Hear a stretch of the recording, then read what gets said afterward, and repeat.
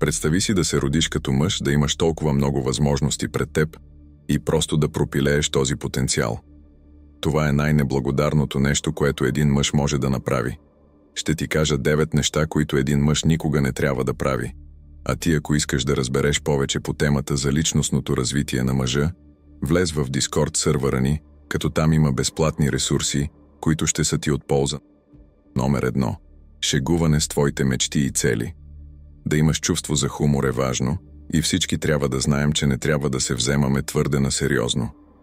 Но има неща, за които никога не бива да се шегуваш, и едно от тях са твоите цели. Ако имаш голяма цел в живота, не се шегувай с нея. Това е механизъм за справяне, защото не си уверен в себе си или се опитваш да накараш хората с средностатистически умове да се чувстват комфортно около твоите големи мечти. Чуй ме добре, никога не се шегувай с целите си и не позволявай на другите да се подиграват с тях. Спомням си, когато се шегувах с приятел за различни неща, но той стана твърде уверен и започна да се шегува с моите цели. В момента, в който го направи, веднага промених поведението си. Погледнах го право в очите и му казах никога повече да не го прави. Той се извини и не повтори. Виждаш ли, ако хората не подкрепят твоите мечти и цели, минималното, което трябва да направят, е да мълчат. Няма значение дали е най-добрият ти приятел или семейството ти. Това, което искаш от живота, не е за смях. Уважавай себе си и целите си. Номер 2. Винаги заобиколен от други. Причината, поради която повечето мъже си губят времето, е, че не могат да бъдат сами. Те или са заобиколени от посредствени хора, или постоянно търсят приятелка, за да избегнат самотата. Чуй ме, като мъж трябва да можеш да отидеш на места сам. Трябва да знаеш как да седиш в собствената си самота. Дори да си заобиколен от велики и издигнати хора, все пак трябва понякога да ходиш на места сам.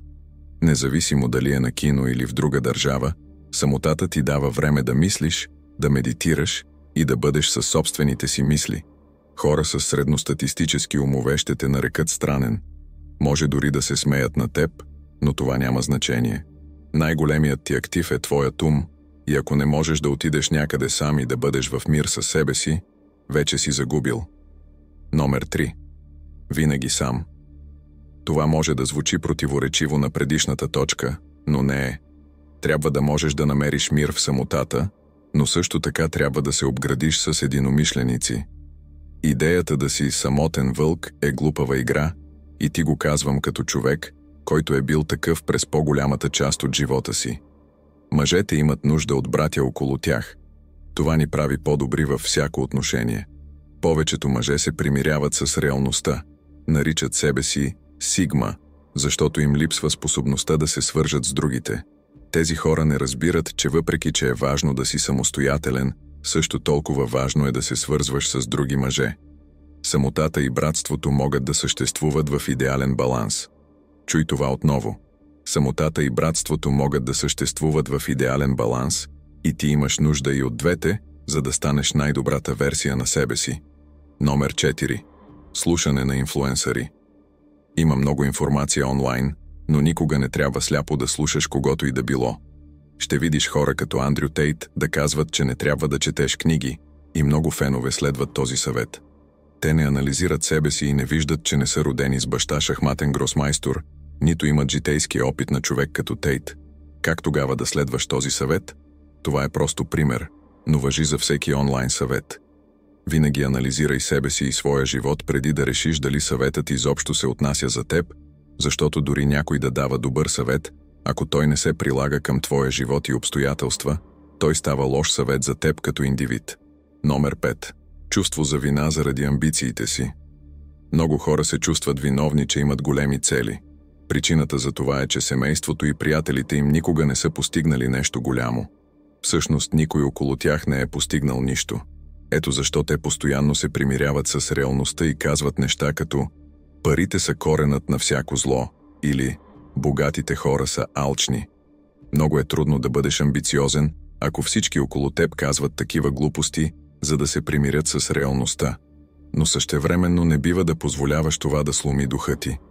Просто се увери, че не обсъждаш целите си с такива хора, защото те не са единомишленици. Можеш все още да ги обичаш, но защити себе си от техните ограничаващи вярвания. Номер 6. Прекалена емоционална привързаност. Всички изпитваме някаква форма на привързаност към хора, неща или места. Все пак, ако имаш нещо добро в живота си, логично е да се страхуваш да го загубиш. Но тъмната реалност е, че ще загубиш хора в живота си. Това може да е майка ти, баща ти или най-добрият ти приятел и може да се случи, когато най-малко очакваш. Не го казвам, за да направя този текст мрачен или да те притесня.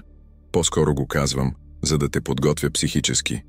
Най-лошата болка е да видиш как човекът, с когото си създал спомени, се превръща в спомен. И все пак трябва да си подготвен да понесеш тази болка, защото всички ще я изпитаме рано или късно. Не можеш да бъдеш толкова емоционално привързан, че загубата на някого да разруши целият ти живот. Виждал съм много мъже, които са загубили някого и от тогава никога не са се възстановили. Говоря за мъже с огромен потенциал, които са били съсипани за години напред. Трябва да си подготвен за това, което предстои. Ще боли ли, независимо колко добре си подготвен? Разбира се, че ще боли. Ти си човек и това е човек, когото обичаш. Но болката и разрушението са две различни неща. Номер 7. Симпване. Дълбоко в себе си всеки мъж знае, че не трябва да симпва и въпреки това повечето мъже го правят. В момента, в който красива жена влезе в стаята, цялото им поведение се променя. Ще видиш как очите им се променят и те стават отчаяни. Понякога си мисля, че симпването е в кръвта им, защото, независимо колко добре разбират, че не трябва да го правят, те пак изпращат по 2 съобщения на момичета без да се замислят. Симпването може да изглежда смешно, но всъщност показва много сериозна липса на уважение към себе си. А няма нищо смешно в липсата на самоуважение. Номер 8. Позволяване да те тормозят. Когато повечето хора чуят думата тормоз, те си мислят за училище, но реалността е, че тормозът се случва на всяка възраст и в хиляди различни форми. Може да са постоянни пасивно-агресивни коментари от член на семейството или колега, който те излага пред другите. Може да е приятел, който се шегува с теб пред момичета, за да изглежда по-добре. Каквото и да е, разпознай, че се опитват да те тормозят и се изправи срещу това. Абсолютно трябва да приемеш конфронтацията, ако искаш тормозът да спре. И ето хубавото на това да се изправиш срещу тормозещите. Няма да влизаш в 100 битки или дори в 10 битки. Не, ако го направиш правилно, трябва да го направиш само веднъж. Ако обаче позволиш тормозът да продължава, ще бъдеш тероризиран повече от 100 пъти. Номер 9. Говорене твърде много. Повечето мъже се опитват да впечатлят другите. Те не знаят своето място в шахматната дъска. Това е его. И то ги държи далеч от ученето. Когато срещнеш успешен мъж, бъди уважителен и задай въпроси. Защо? Защото когато питаш и слушаш повече, не само че научаваш много, но и другия човек ще си тръгне с мисълта, че ти си интересен. Виждаш ли, повечето успешни хора срещат непознати, които говорят много. Те веднага ги отписват в главата си. Но когато срещнат някой, който е уважителен и готов да слуша и да учи, остават с добро впечатление. Ако това видео ви е било полезно, не забравяйте да се абонирате за канала и да натиснете камбанката, за да не пропуснете новите видеа. Споделете в коментарите кой съвет ви се стори най-ценен и не забравяйте, успехът е пътуване, не дестинация.